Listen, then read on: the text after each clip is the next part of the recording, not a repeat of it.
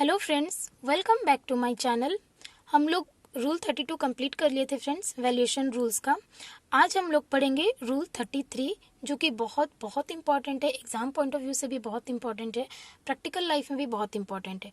ठीक है, that is the value of supply of service in case of pure agent. ठीक है, pure agent के केस पे कैसे वैल्यूएशन ऑफ सर्विस होता है वो हम देखेंगे।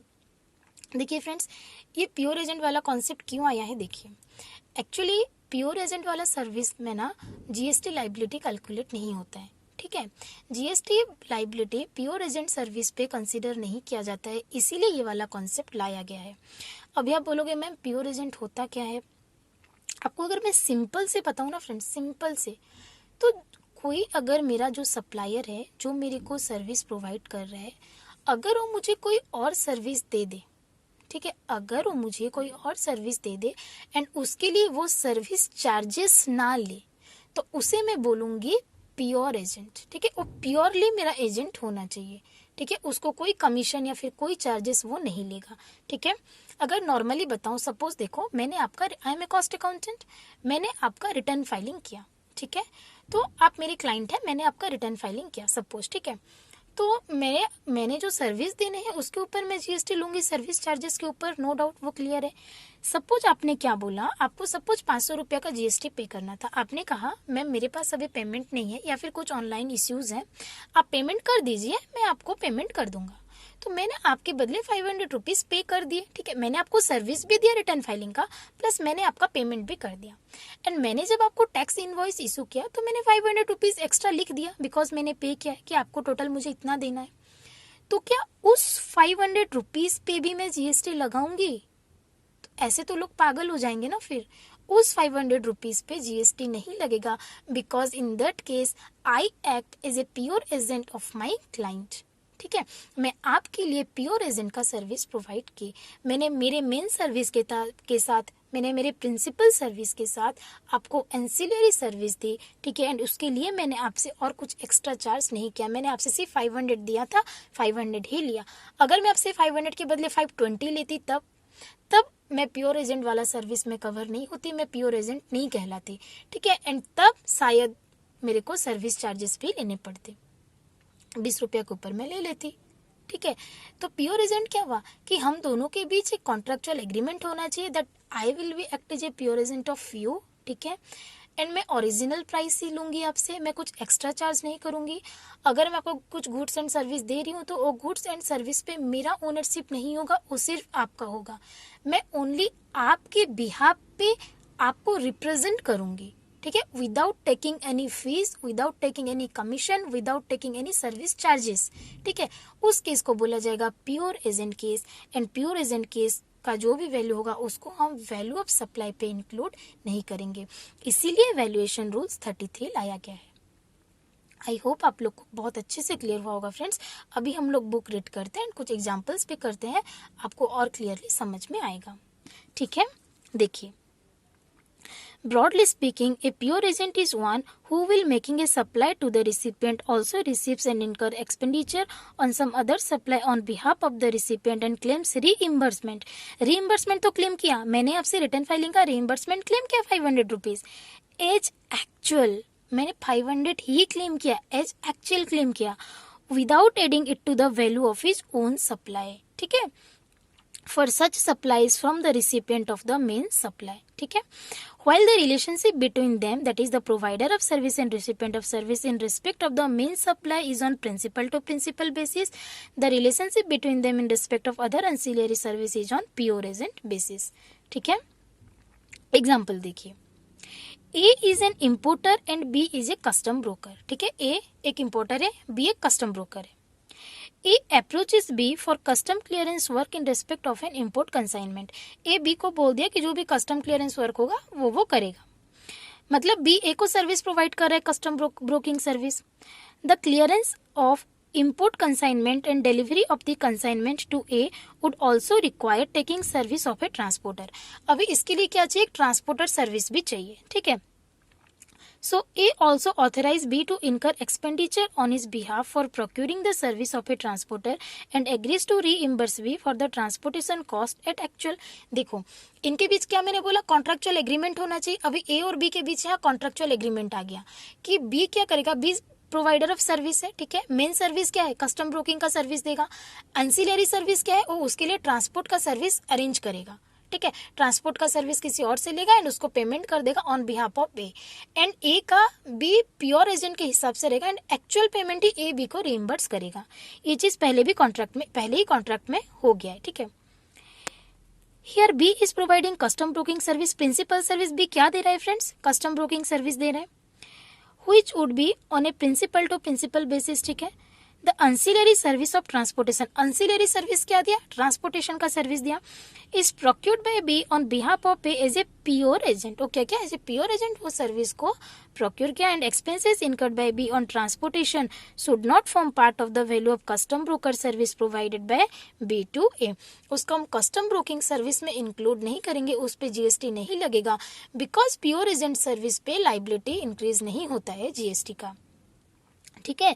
This in sum and substance is the relevance of the pure agent concept is GST. यही रेलिवेंट है प्योर एजेंट कॉन्सेप्ट का, ठीक है, कि उस पे जीएसटी नहीं लगता है, ठीक है। तो दो चीज इस पे इंपॉर्टेंट क्या है, पहला तो एग्रीमेंट होना चाहिए दोनों के बीच एंड दूसरा क्या है कि वो एक्चुअल प्राइस ही चार्ज करेगा, उस पे कुछ कमीशन चार्जेस सर्विस चार्जेस कुछ भी ऐड नहीं करेगा, ठीक है। The important thing to note is that a pure agent doesn't use the goods और service so procured for his own interest and this fact has to be determined from the terms of the contract. Contract के terms में ही पता चल जाना चाहिए कि वो उसे अपना नाम नहीं देगा, अपना ओनरशिप क्लेम नहीं करेगा।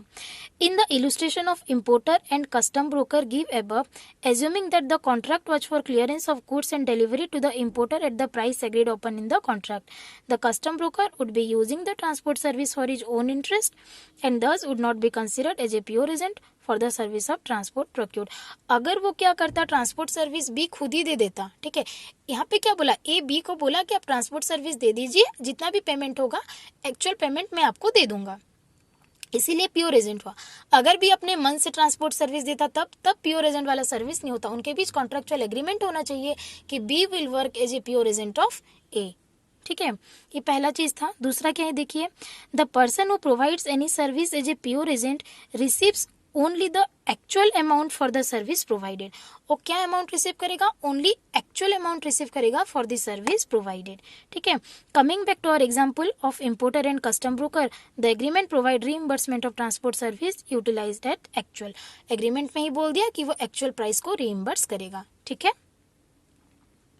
फिर देखिए, in this case let's say the value of transport service was 10,000। Suppose B ने जो ट्रांसपोर्ट सर्विस लिया है किसी और से एंड ए को दिया है, उसका वैल्यू सपोज 10,000 है। If the custom broker charges any amount more than 10,000, अगर बी 10,000 से ज्यादा कुछ भी चार्ज करता है ए से, then he will not be considered as a pure agent for the service of transport and the value of transport service will be included in the value of his custom broker service. A ने transport वाला जो service दिया है उसके लिए 10,000 payment क्या है ए के बिहाफ में। बी ने जो सर्विस ट्रांसपोर्ट सर्विस दिया ए को कस्टम ब्रोकर सर्विस के साथ, एंसिलरी सर्विस दिया ना ट्रांसपोर्ट वाला, उसके लिए सपोज उसने 10,000 पे किया है ए के बिहाफ में, ठीक है। अभी अगर ए से वो 10,000 से ज्यादा चार्ज करता है तो फिर वो प्योर एजेंट से हट जाएगा, क्योंकि वो एक्चुअल से ज्यादा चार्ज कर रहा है एंड उसको कस्टम ब्रोकिंग सर्विस के साथ ऐड कर देंगे एंड उस पे जीएसटी लगेगा। लेकिन अगर बी ने ए से 10,000 ही एक्चुअल वाला लिया है तो फिर वो प्योर एजेंट वाला सर्विस है एंड उसको हम कस्टम ब्रोकिंग सर्विस पे ऐड नहीं करेंगे, ठीक है फ्रेंड्स। देखो अभी रेलिवेंस ऑफ प्योर एजेंट क्या हुआ, एक्सपेंडिचर और cost incurred as pure agent excluded from value of supply. Value of supply से हम उसे एक्सक्लूड कर देंगे, ठीक है। Subject to fulfilment of certain condition, of course condition है, क्या कंडीशन था कि पहले उनके बीच एग्रीमेंट हो जाना चाहिए, गुड्स हमेशा ओनरशिप क्लेम नहीं करेगा, ठीक है, वो only belonging to the principals होगा, ठीक है, प्योर एजेंट का गुड्स नहीं होगा, ओनरशिप क्लेम नहीं करेगा। थर्ड चीज था कि एक्चुअल में देगा, ठीक है, उनके बीच पहले से एक प्री एग्रीमेंट हो जाना चाहिए, ठीक है। तो कुछ कंडीशन से अगर वो सेटिस्फाई करता है तो एज ए प्योर एजेंट जो भी सर्विसेज दोगे वो सप्लाई पे इंक्लूड नहीं होगा, ठीक है। The expenditure and cost incurred by the supplier as a pure agent of the recipient of supply of service has to be excluded from the value of supply। value of supply से हम minus कर देंगे, ठीक है। उसके बाद book में कुछ कुछ दिया है फ्रेंड्स, आप लोग इसको पढ़ लेना, कुछ ज़्यादा नहीं है, ठीक है।